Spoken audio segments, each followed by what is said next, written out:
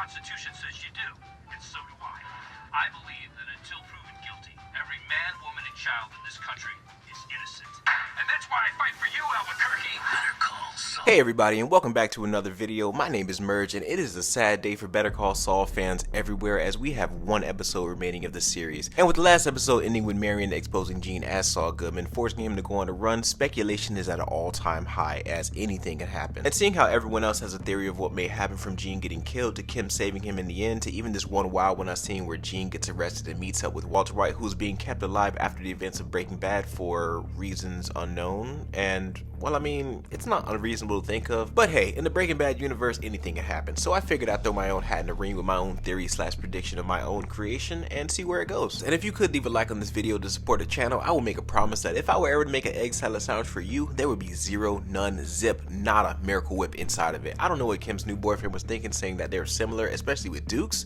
So in this video, I want to explore the idea of making one small change in the episode Waterworks that would make you change how you feel about Gene Takovic as a whole, and at the same time give my prediction for what may happen if said change did occur in the series finale titled Saul Gone. So without further ado, let's get into it.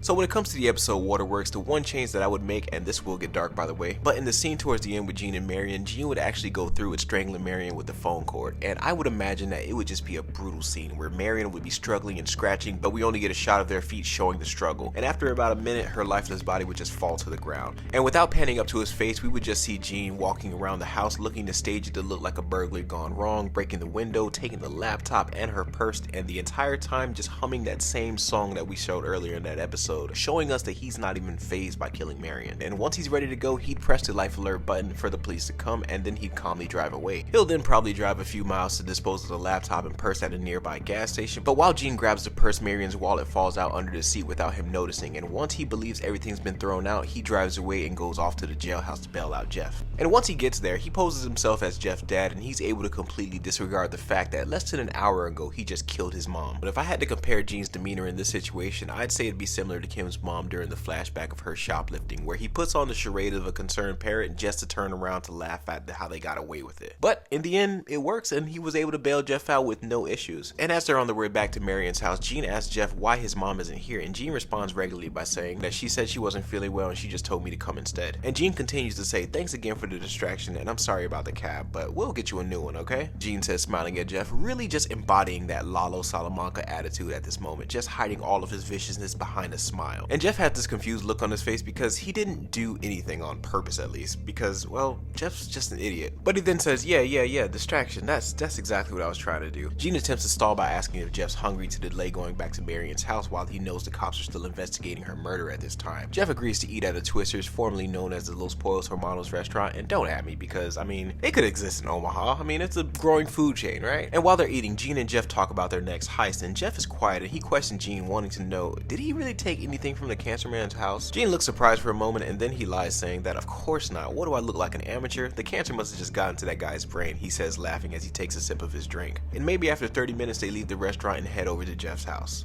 As Gene and Jeff approach the house, there are cops everywhere, and Gene nervously passes by the house, and Jeff sees that they're at his house and he wants to know what happened. Gene tells Jeff that he has to drop him off at the end of the street to avoid the cops. Jeff understands completely and he gets out, and Gene tells him to call him once he knows what's going on as he drives away. Jeff walks over to his home and he sees that it's taped off, and once he's identified himself, the police let him know that there's been a break-in looking to be a burglary gone wrong and his mother is dead. But the police ask if he knows anyone that could have done this, and Jeff just responds no, he doesn't know, and he just wants to know what happened or how did it happen. The police say that it looks like she was strangled with the phone cord, and Jeff just breaks down crying, and then he asks the police if he can see her, but the police tell him that she's already been taken to the coroner.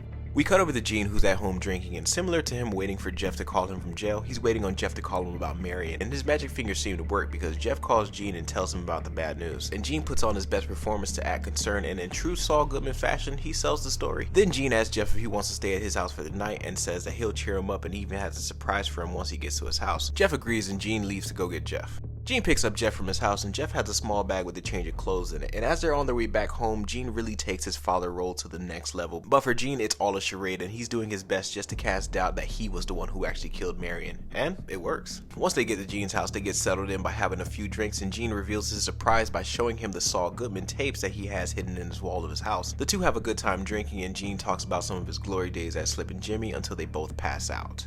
The next day comes and Jeff wakes up on the couch and he sees Gene sleeping on the floor and decides to get his change of clothes that's in the car. He gets his stuff, but then he sees a familiar item under the seat, and when he gets it, he sees that it's his mom's wallet, and he tries to think on why that would be in his car at this time. And he tries not to assume the worst, but he has to ask Gene, and when Jeff walks back in, Gene is up pouring coffee and he asks Jeff how he likes it. Jeff says black is fine, then he flat out asks why is his mom's wallet in his car. Gene takes a sip of coffee, then asks calmly, "That was in my car?"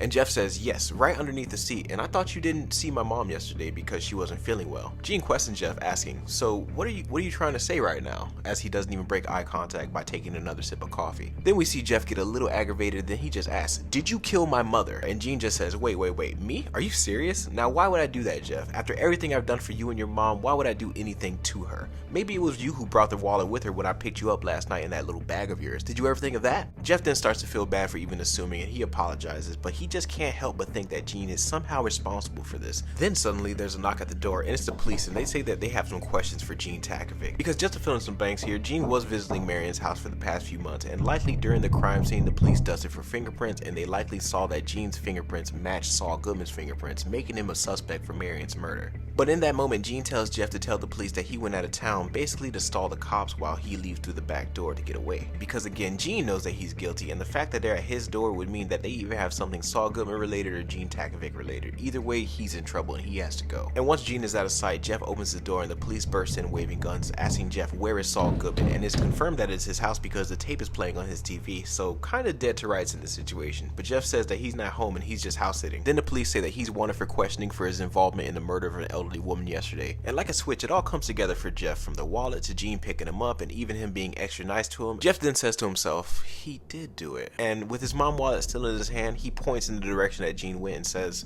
"He went that way, officers." We cut over to Gene running through backyards and alleyways, and he has his burner phone in his hand calling the best quality vacuums, but he gets no answer. He calls again and still no answer. He then pauses just for a moment to catch his breath while he's still reciting the secret password, and he can hear the sirens in the background, so he keeps moving. But he doesn't get that far as he's suddenly surrounded by the police who are behind him from his house. "Gene Takovic, Saul Goodman, get on the ground," the police say. Gene comes to a stop with his hands up, and in a moment of impulsiveness, he decides to run, even though there's nowhere for him to go, but I guess suicide by cop is just the way he wanted to go out. And in a slow motion shot, he would take like 3 steps and then he's shot in the back with a slow motion close up of the gun firing. And with that one shot, Gene falls to his face on the ground and everything goes black.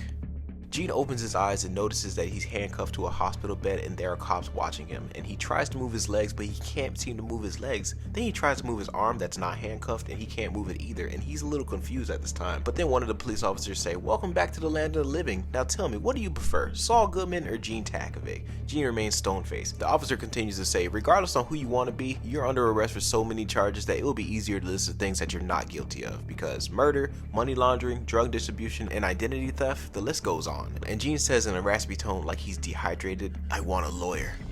A week passes by and we are in an Omaha courtroom, and Gene is in a wheelchair and he's been told that he's been paralyzed in his left arm and everything below his waist no longer work due to him being shot in the spine. And during the scene, anyone who's still alive that's in the Breaking Bad universe is in this courtroom, from Francesca to Howard's ex-wife Cheryl to Kim, Jeff, and even Skylar White is all there to see the verdict. And during this scene, Saul does not have a single person who's on his side, and while his charges are being read, not even Kim can look at him the same anymore. And it's during the reading of his charges that it really highlights the kind of monster that Gene has become, and you can see the shame on his face as he can't even look anyone in the eye in the courtroom, just choosing to look on the ground. Then when it came time for the verdict, he was sentenced to life without parole, and as the gavel slams, we transition to a 1 year later shot, where we see that Gene has his hand cuffed in a wheelchair looking at a wall of a cell, and you see that he's no longer Saul, no longer Gene, but he's now just Jimmy. Because for the past year, he was forced to deal with the reality of his actions, from Chuck to Kim to Walter and finally Marion, and it's not like he can just distract himself with sports or even walking away or writing letters because, again, paralyzed. Because there is literally no one that he knows that doesn't hate him, and with him being paralyzed, his body's a prison of his own, making it far worse than a fate worse than death. Because put yourself in that position. As a person who lived Saul Goodman's life, he's never given himself time to process grief. From his own brother's death to his failing marriage and now killing a basically innocent woman for no reason, it must be a nightmare to live with himself. And I think that would just be a fitting ending for James Morgan McGill. Just being forced to relive the trauma and tragedy and all the pain that you've given to others over and over for the rest of your life.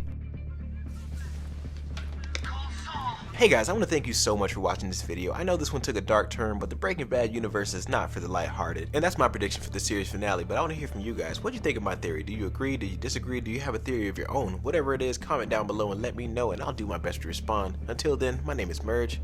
Later.